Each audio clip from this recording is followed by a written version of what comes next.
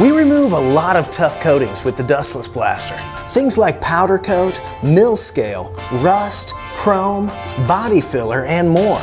But this demo may have been one of our toughest challenges yet. These paint racks are covered in dozens of layers of rock-hard paint, and they want to see if the Dustless blaster can bring them down to bare metal. We power up the 185 CFM compressor and brace ourselves for a tough removal. This is the thickest paint I've ever seen, and I expect it to put up a good fight. But instead, the Dustless blaster cuts through it like butter.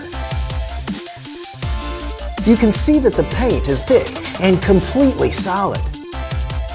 Even after 5 years of seeing the Dustless blaster in action, I'm still amazed at what it can do. If you think about it, we're using the exact same force that created the Grand Canyon. We've just accelerated it and miniaturized it. The power of the Dustless blaster means you can remove all sorts of tough coatings, but the versatility of the machine makes it so that you can work on soft substrates as well without damage. And this is why so many people have been able to start successful businesses with our machines.